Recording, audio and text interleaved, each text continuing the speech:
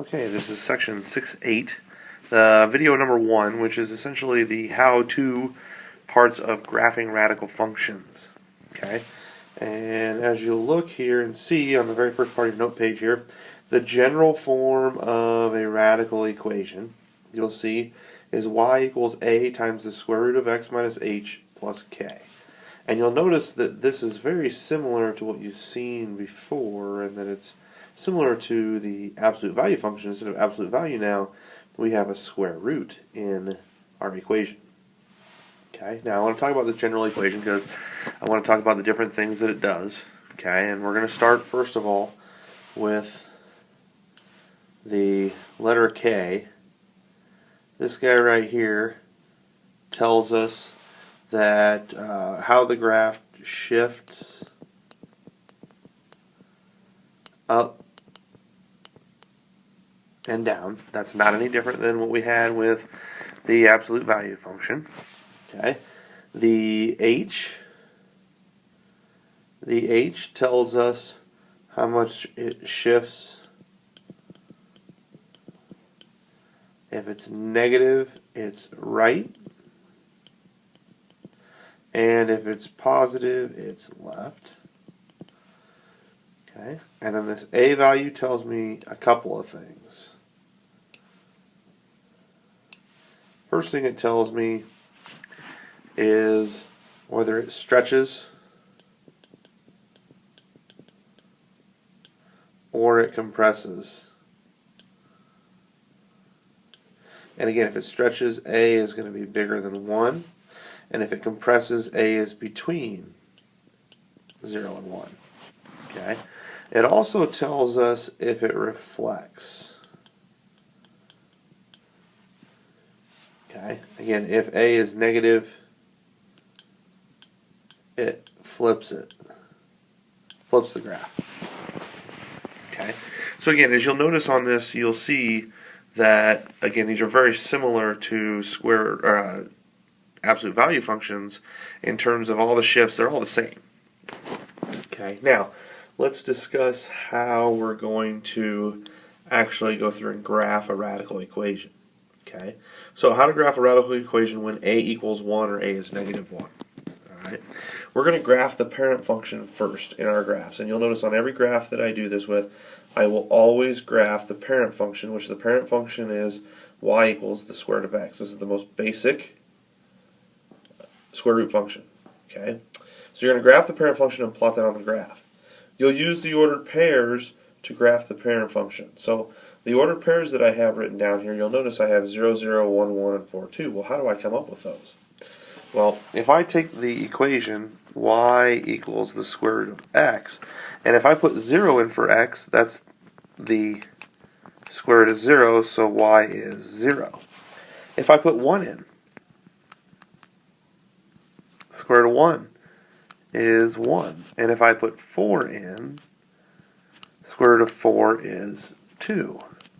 Now, some of you are probably asking for your x values. Why did you put in 0, 1, and 4 and not go 0, 1, not just go in order 0, 1, and 2? Well, because if I put 2 in for this square root, I don't get a whole number out. You get a decimal. Okay, so I want to use essentially the first 3 perfect squares always for my x values, which are 0, 1, and 4. Those are the 3 easiest numbers to put in. Okay. Now, once you've plotted this parent function, you're going to identify the shift of the new graph and move it accordingly. Remember that h moves it right and left, k moves it up and down.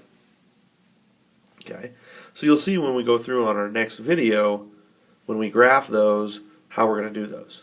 Okay. Now, what happens if a is not 1 or negative 1? Okay, now I want you to take this part here. You can leave this part right here, but this is not how I'm going to do it. I decided to do it a little bit different way, which I think is kind of easier for you. Okay, so I'm going to put this on the next page. You find a different, if you have a spot on here where you can, on your note sheet, you can add this into that. Okay, so graphing an equation or a square root where a is not 1. Okay, a is not 1 or negative 1. Alright, first thing we want to do here is identify the shift.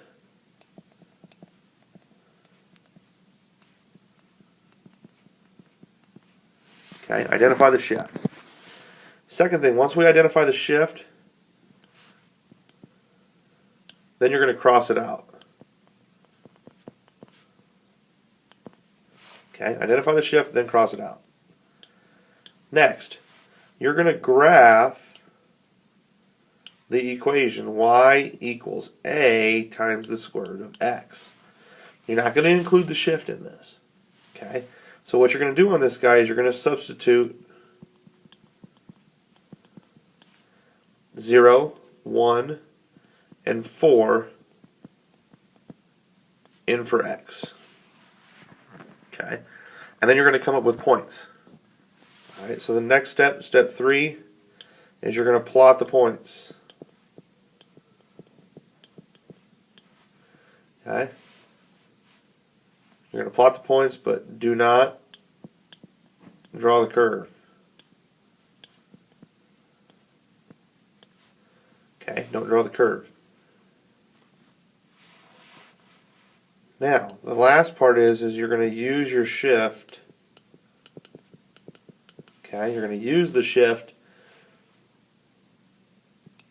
to move each point accordingly.